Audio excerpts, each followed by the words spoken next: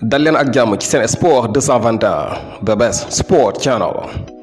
léegi leer na jot nañu liste bi nga xamante ni kii di sélectionneur national di Aliou Cissé publié na ko muy liste joueurs yi nga xamante ne ñoom la ñu convoqué ci match bi nga xamante ni war na dox diggante Sénégal ak Guinée-Bissau muy double confrontation bi nga xamante ni war nañu koo amal la 11 ak la 15 novembre mu ñeel éliminatoire CAN 2022 fële ca Cameroun. bu ñuy xool liste bi nag am na ay surprise, am na ay joueurs yi nga xamante ne zappé nañu leen, joueurs yi nga xamante ne teewoon nañu ci match amical yi nga xamante ne Sénégal doon nañu ko amal seen diggante ak Maroc. waaye itam am nañu ay gan yi nga xamante ne du ñàkk ñenn ci ay sénégalais rafetlu liste boobu la nga xamante ni kii di Aliou Cissé convoqué na leen. léegi ñu ñëw rek ci li nga xamante ne mooy détails yi.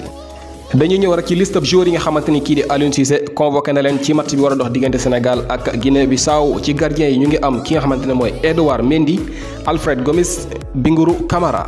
ci défense bi ñu ngi am Youssouf Sabaly, Moussa Wagué, Kalidou Koulibaly, Salif Sané, Pape Abou Cissé, Ousseynou Ba, Saliou Ciss ak Arial Mendy.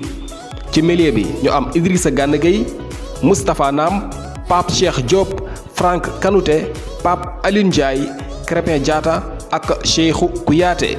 ci attaque bi ñu am Ismaïla Sarr, Habib Diallo, Opa Nguet, Famara Diédhiou, Keita Diawo Baldé, Sadio Mané ak Boulaye Dia.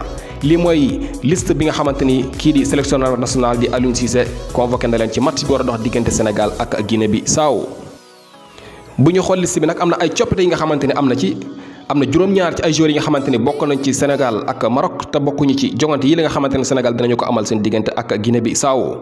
absent yi bu ñuy xool nii la demee ki nga xamante ne mooy Clément Diop, Lamine Gassama, Racine Coly, Sidi Sarr, Joseph Lopi, Mame Baba Thiam ak Sada Thioub. lii mooy juróom-ñaari joueurs yi nga xamante ni teewoon nañu ci Sénégal Maroc te bokkuñu ci match bi nga xamante ne Sénégal dinañu ko amal seen diggante ak Guinée-Bissau.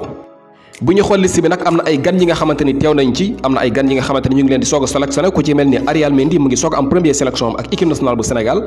Moustapha Nam mu ngi soog a am moom itam première sélection am ak ki nga xamante ni mooy Franck Kanouté. lii mooy ñetti gan yi nga xamante ni Aliou Cissé convoqué na leen boole ko Pape Cheikh Diop mi nga xamante ni ñëwoon na ci match bi Sénégal amoon seen diggante ak Maroc. bu ñuy xool tam am na ay retours yi nga xamante ni am na ci, ku ci mel ni Diawo Baldé dellu si na, Pape Alioune Ndiaye moom itam dellu si na gannaaw bi nga xamee ne bokkul woon ci match yi nga xamante ni Sénégal doon nañu ko joué ci jamono yi ñu weesu. naka noonu tam gis nañ ci ku ci mel ni Edouard Mendy, Sadio Mané, Alfred Gomis ñi nga xamante ni dañ absenté woon ci match yi Sénégal doon amal seen diggante ak Maroc. waaye Moussa Wagué moom itam dellu si na. lii mooy liste bi nga xamante ne Sénégal dinañu ko am seen diggante ak Guinée-Bissau. match yooyu nag ci fàttali ñu ngi ko war a amal la 11 ak la 15 novembre. la 11 ñu ngi ko war a joué fi nga xamante ne mooy ci Sénégal balaa ñu amal retour bi foofu la ca Guinée-Bissau war a nekk la 15 novembre. gaynde yi nag dinañu tàmbali seen regroupement niki le 8 novembre bi nga xamante ni moom la ñu dëkkmal. liste baa ngi noonu, seen gis-gis seen xalaat ma ngeen ko bàyyi ci commentaire yi naka ngeen gisee sélection wu ki nga xamante ne mooy Franck Kanouté, Arial Mendy ak Moustapha Nam ci équipe nationale bu Sénégal.